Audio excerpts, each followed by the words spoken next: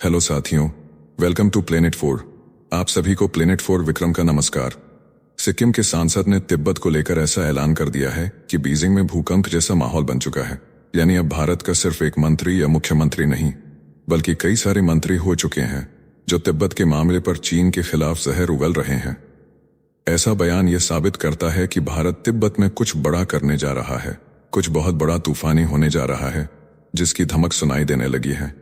सबको पता है कि तिब्बत के नीचे बहुत बड़ा खजाना छिपा हुआ है, जिस पर चीन ने जबरन कब्जा किए हुए हैं।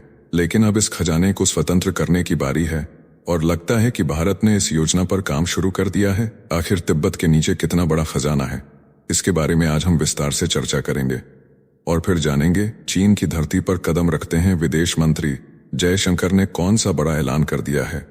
इससे चीन को राहत तो जरूर मिली है, लेकिन बेचैनी कम नहीं हुई है। लेकिन अब बारी है सबसे चौंकाने वाली खबर की। तिब्बत के मासूम बच्चों पर चीन की साजिश सुनकर रूह कांप उठेगी। जी हाँ, ये कोई सैकड़ों या हजारों की बात नहीं, बल्कि पूरे 10 लाख से भी ज्यादा तिब्बती बच्चों को चीन ने निशाना बनाया है। और ये कोई छोटी मोटी रिपोर्ट नहीं, बल्कि उन लोगों का खुलासा है जिन्होंने तिब्बत से जान बचाकर पूरी दुनिया के सामने सच्चाई रखी है। सबसे बड़ा झटका, इन बच्चों को उनके माता पिता से जबरन अलग कर दिया गया है। माँ बाप एक तरफ, बच्चे दूसरी तरफ। और यह खेल खुलकर चीन के राष्ट्रपति शी जिनपिंग के इशारे पर चल रहा है। तिब्बत में एक एक गांव से बच्चों को उठाया जा रहा है। तो आइए सब कुछ जानते हैं विस्तार से इस पूरे वीडियो में। सबसे पहले देखिए, देश की राजधानी दिल्ली से लेकर सुदूरवर्ती सीमा तक गूंज उठी है एक नई मांग। सिक्किम से भारतीय जनता पार्टी के सांसद दोरजी छेरिंग लेप्चा ने केंद्र सरकार से जोरदार अपील की है कि अब भारत और तिब्बत के बीच की सीमा को इंडो चाइना बॉर्डर नहीं, बल्कि इंडो तिब्बत बॉर्डर कहा जाए। यह मांग सिर्फ बयान नहीं, बल्कि संसद में भी गूंज चुकी है और अब उन्होंने फिर से इस मांग को दोहरा दिया है। लेप्चा ने कहा कि यह सीमा चीन की नहीं, बल्कि तिब्बत की है। केंद्र सरकार को सेना और सीमा सड़क संगठन यानी BRO को निर्देश देना चाहिए कि वह भी इस सीमा को आधिकारिक रूप से इंडो तिब्बत सीमा ही कहें। यह बयान उस समय आया है जब तिब्बत पर चीन की दादागिरी फिर से चर्चा में है। अरुणाचल प्रदेश के मुख्यमंत्री पेमा खांडू ने भी 2 दिन पहले खुले मंच से कहा था कि यह भारत और तिब्बत की सीमा है, चीन की नहीं। सांसद लेप्चा ने कहा कि वह इस मुद्दे को लगातार संसद के सत्रों में उठाते रहे हैं। बीते वर्ष के मानसून सत्र में भी उन्होंने यही बात दोहराई थी, यानी कि तिब्बत की आजादी सुनिश्चित हो सके, इसके लिए भारत की तरफ से कदम उठाया जा रहा है। जिस तरह से संसद में और भारत के मंत्रियों के द्वारा तिब्बत को लेकर बयान दिए जा रहे हैं, वह साबित करते हैं कि अब मामला आगे बढ़ने वाला है। अरुणाचल से लेकर सिक्किम तक अब यह गूंज सुनाई देने लगी है कि भारत की सीमा चीन से नहीं तिब्बत से लगती है। और यह गूंज बीजिंग की होश उड़ा रही है, जो बार बार भारत को धमकी देता है, लेकिन भारत के जोरदार पलटवार को सहन नहीं कर पा रहा। भारत अब खुले मंच पर तिब्बत की आवाज बन चुका है और बीजिंग के महलों में हलचल मच चुकी है। अब सवाल भारत के सामने है कि क्या भारत को भी अपनी सीमाओं की पहचान में बदलाव करना चाहिए? क्या भारत को चीन के खिलाफ कड़ा संदेश देना चाहिए? सांसद लेप्चा की यह मांग केवल सिक्किम की आवाज नहीं, बल्कि पूरे देश के स्वाभिमान से जुड़ी है। बीते वर्ष उन्होंने संसद में कहा था कि लेह से लेकर अरुणाचल और सिक्किम तक करीब 1400 किलोमीटर लंबी यह सीमा इंडो तिब्बत सीमा कही जानी चाहिए। भारत के लोगों में इस मांग को लेकर समर्थन बढ़ता नजर आ रहा है। देश के लिए यह क्षण ऐतिहासिक बन सकता है जब भारत तिब्बत के अस्तित्व को नई पहचान देने के लिए आगे बढ़े। भारत सरकार को इस मुद्दे पर गंभीरता से विचार करनी चाहिए। अब सवाल है कि तिब्बत के नीचे आखिर ऐसा कौन सा खजाना छिपा हुआ है जिसके लिए भारत और चीन के बीच युद्ध शुरू हो सकता है। तो सुनिए, तिब्बत में दलाई लामा की गद्दी की लड़ाई सिर्फ धार्मिक मुद्दा नहीं, बल्कि सीधे सीधे पानी और खनिज संपदा पर कब्जे की साजिश है। 14वें दलाई लामा के 90वें जन्मदिन के मौके पर पूरी दुनिया में जहां तिब्बतियों ने खुशी मनाई, वहीं चीन ने एक बार फिर अपनी चाल तेज कर दी है। चीन चाहता है कि अगला दलाई लामा उसी के इशारे पर चुना जाए ताकि तिब्बत पर उसकी पकड़ और मजबूत हो जाए। पर दोस्तों, असल बात यहां से शुरू होती है।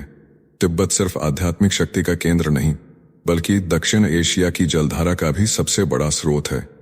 तिब्बत की ऊंची पहाड़ियों से निकलने वाली नदियां जैसे मेकोंग नदी चीन, म्यांमार, लाओस, थाईलैंड और कंबोडिया तक जाती हैं।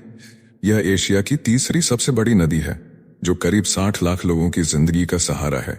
चीन ने तिब्बत में पानी पर अपना शिकंजा कसने के लिए विशालकाय डैम बना दिए हैं। बीते वर्षों में चीन ने लगभग 50% जल प्रवाह को रोक दिया था। मेकोंग नदी का पानी जब रोका गया तो दक्षिण पूर्व एशिया के कई देशों में हाहाकार मच गया। इतना ही नहीं, तिब्बत में चीन के दखल का एक और बड़ा कारण है लिथियम। तिब्बत में मौजूद भारी मात्रा में लिथियम चीन की इलेक्ट्रिक व्हीकल इंडस्ट्री के लिए जरूरी है। अमेरिका और चीन के बीच चल रही व्यापारिक जंग और डोनाल्ड ट्रंप द्वारा लगाए गए टैरिफ के बाद चीन पूरी तरह आत्मनिर्भर बनने की कोशिश में है। तिब्बत पर कब्जा उसे यह ताकत देता है कि वह पश्चिमी देशों पर निर्भर न रहे। यही कारण है कि चीन तिब्बत को लेकर अग्रेसिव होता जा रहा है। तिब्बत चीन के लिए सिर्फ एक राज्य नहीं बल्कि एक किला है जो भारत के खिलाफ एक प्राकृतिक दीवार बनाता है। 1962 के भारत चीन युद्ध के बाद से यह सीमा आज भी विवादों में है। चीन के लिए तिब्बत उसकी सुरक्षा और शक्ति का प्रतीक है। चीन अपने प्रभाव क्षेत्र में किसी भी बाहरी ताकत को बर्दाश्त नहीं करता। भारत और तिब्बत के बीच मैकमोहन रेखा को लेकर भी चीन अपनी मनमानी करता है, इसे अवैध बताता है, जबकि यह सीमा ब्रिटिश काल में तय हुई थी। अब आप समझ गए होंगे कि चीन की दिलचस्पी सिर्फ धार्मिक नेतृत्व में नहीं बल्कि तिब्बत के पानी, लिथियम और सामरिक स्थिति पर है। भारत के लिए भी यह सीधी चुनौती है, क्योंकि तिब्बत के बिना भारत और चीन के रिश्तों में स्थायी शांति संभव नहीं।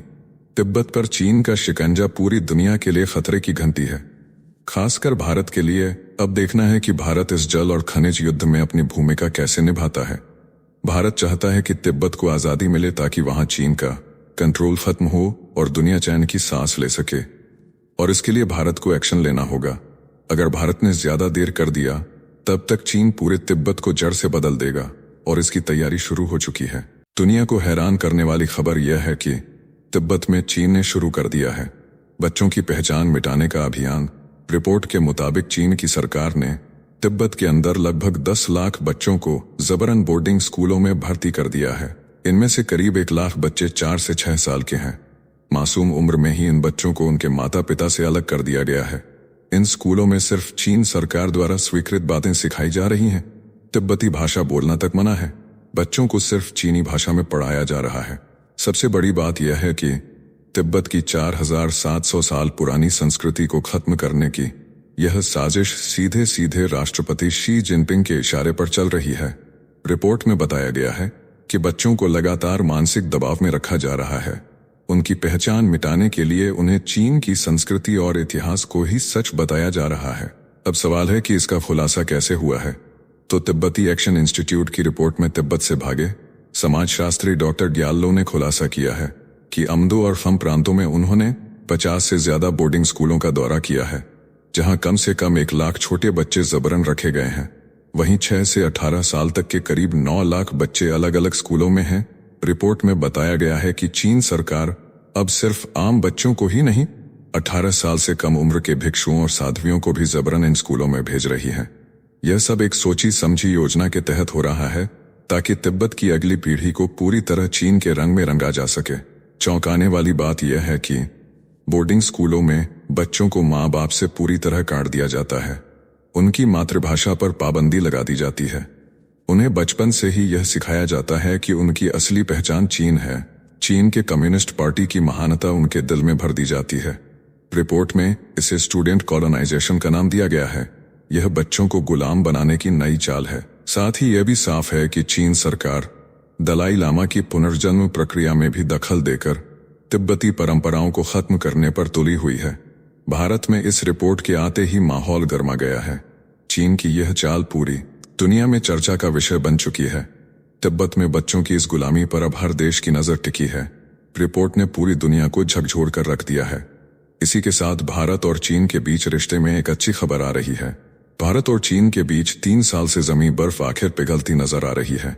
विदेश मंत्री एस जयशंकर ने बीजिंग में चीन के उपराष्ट्रपति हान झेंग से मुलाकात की। इस मीटिंग में जयशंकर ने सीधा संदेश दिया कि आज की जटिल वैश्विक स्थिति में भारत और चीन के बीच खुले और ईमानदार संवाद की बेहद जरूरत है। कुछ ऐसी ही बात कुछ समय पहले ग्लोबल टाइम्स ने भी लिखी थी। जयशंकर ने चीन के शंघाई कोऑपरेशन ऑर्गेनाइजेशन की अध्यक्षता को भी भारत का समर्थन दिया। उन्होंने 2 टूक कहा कि प्रधानमंत्री नरेंद्र मोदी और चीनी राष्ट्रपति शी जिनपिंग के बीच पिछले साल कजान में हुई बैठक के बाद से दोनों देशों के रिश्तों में सुधार हो रहा है। जयशंकर ने यह भी याद दिलाया कि भारत और चीन के बीच कूटनीतिक संबंधों की स्थापना को 75 वर्ष पूरे हो चुके हैं।